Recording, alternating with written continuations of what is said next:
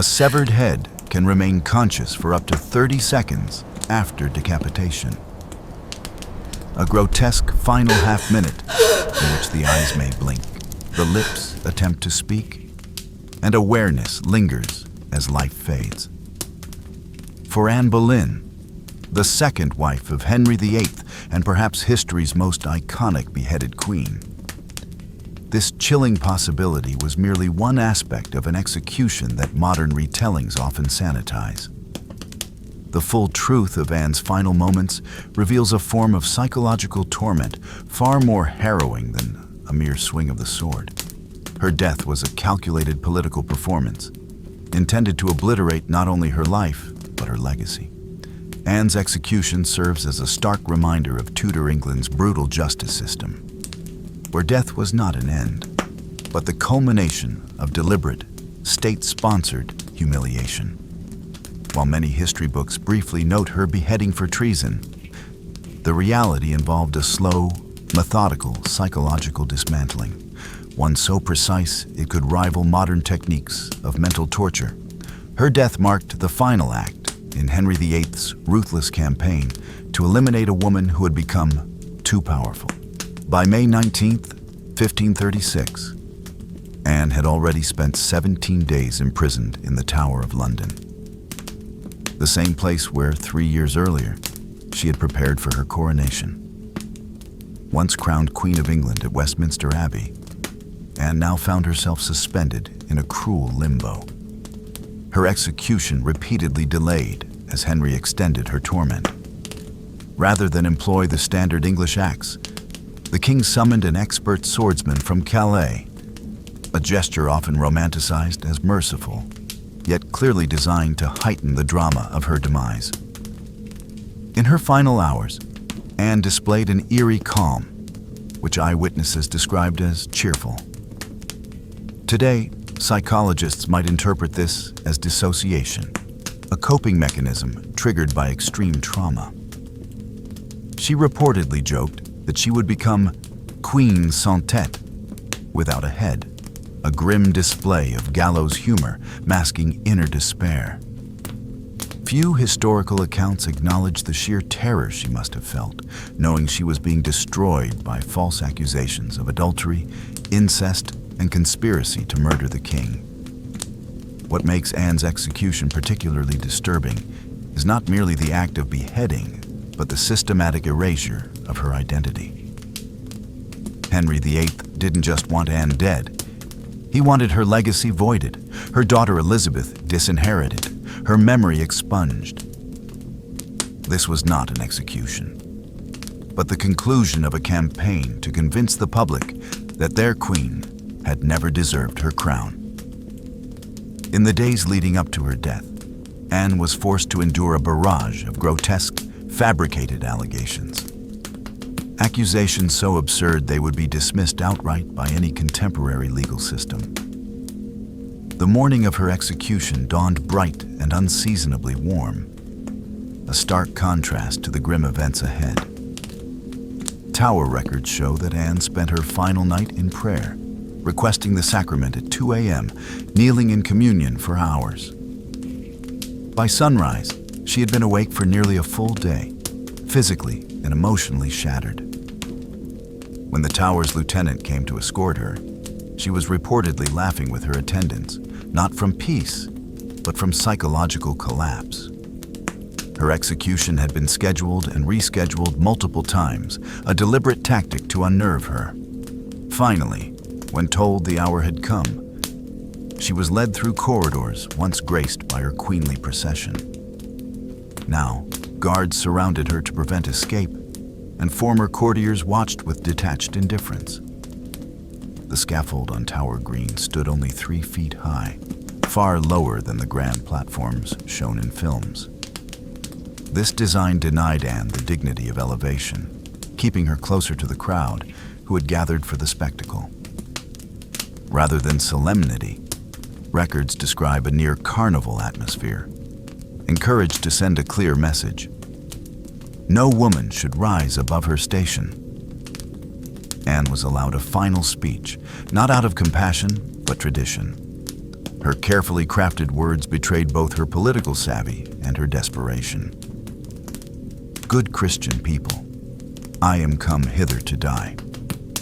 For according to the law, and by the law, I am judged to die, and therefore I will speak nothing against it." By accepting her sentence while refusing to confess, Anne subtly rejected the charges. Her calmness was not submission, but her final resistance. Perhaps most chilling was Henry's absence. Contrary to depictions of royal executions, he did not attend. Instead, he remained at Whitehall Palace, awaiting confirmation of Anne's death, reportedly already celebrating his upcoming marriage to Jane Seymour. Her death had become merely an administrative necessity. The executioner from Calais, specially requested and generously compensated, introduced another layer of cruelty. English beheadings were typically performed with axes, often requiring multiple blows. The French swordsman, while more precise, was unfamiliar to Anne. Blindfolded, she faced not just death, but death at the hands of a stranger. The blindfold itself, sometimes portrayed as merciful, served a practical function to prevent flinching, which could ruin the execution. Anne knelt upright in the French style. Rather than laying her head on a block, forcing herself to remain completely still. Witnesses reported she whispered prayers as her eyes darted beneath the blindfold, listening for the sound of steel. This waiting, this acute awareness of her imminent death, was a psychological torment few accounts fully confront. Her decapitation was clean by Tudor standards. One stroke sufficed, but what happened next is rarely acknowledged.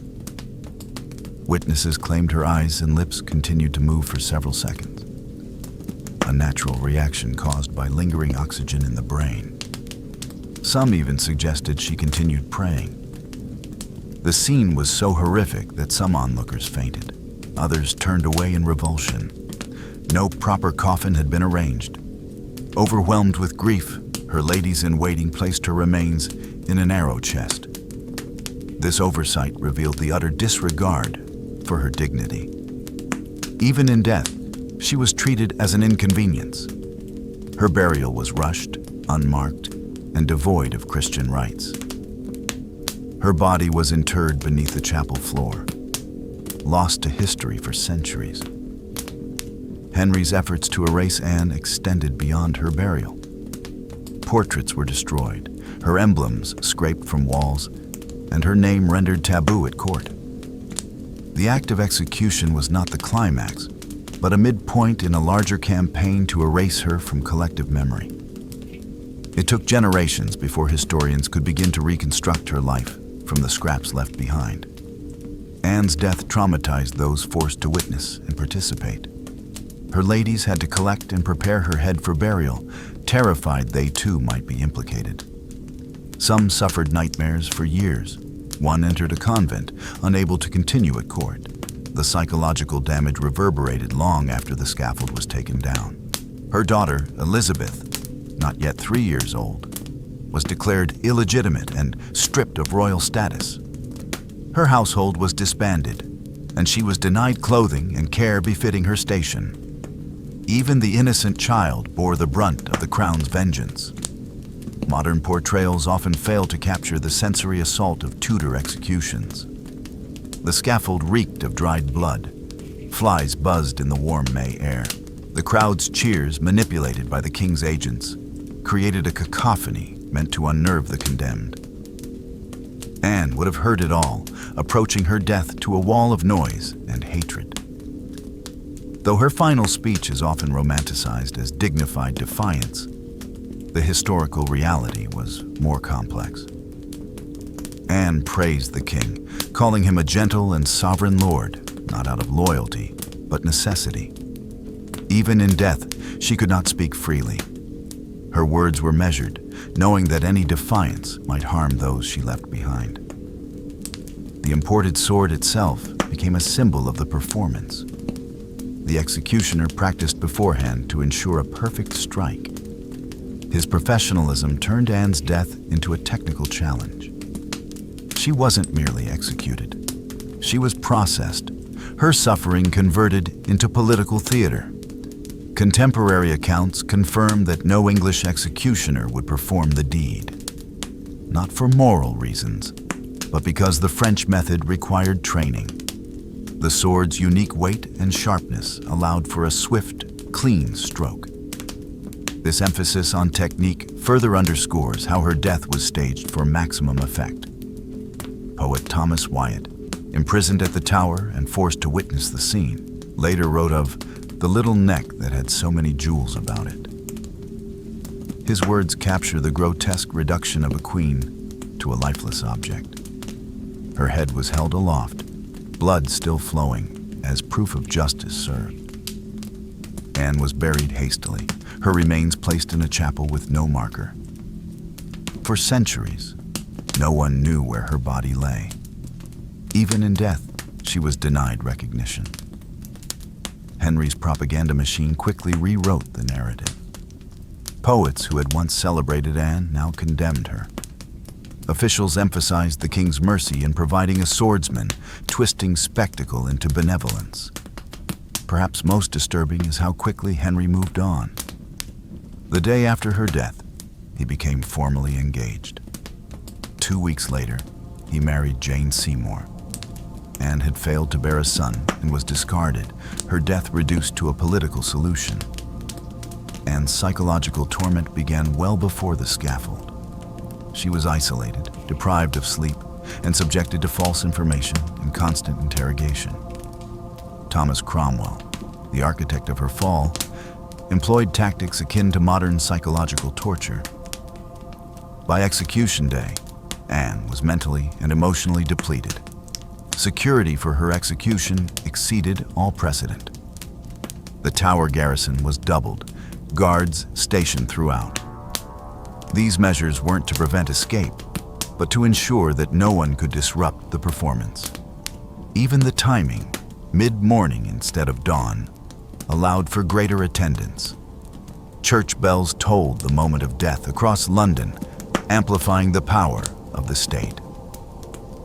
The fates of Anne's co-accused are often forgotten.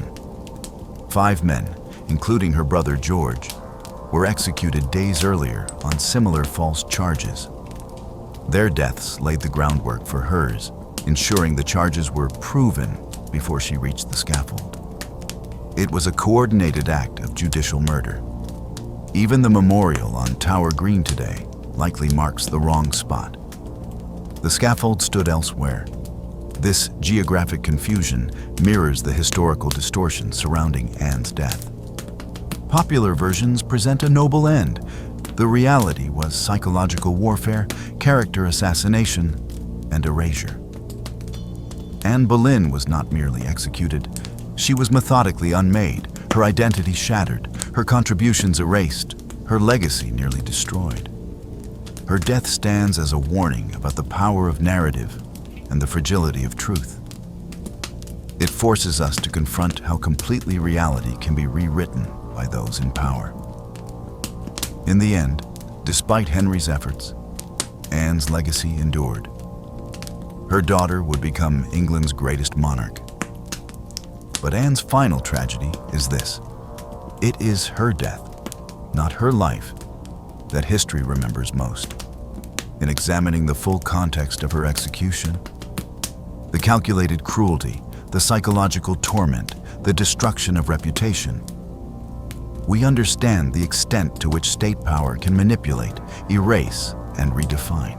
Anne Boleyn's execution is not just a tale of a queen who lost her head.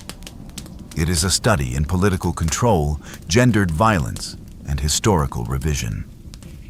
Her severed head remains a symbol not only of royal punishment, but of the dangerous ease with which truth can be severed too.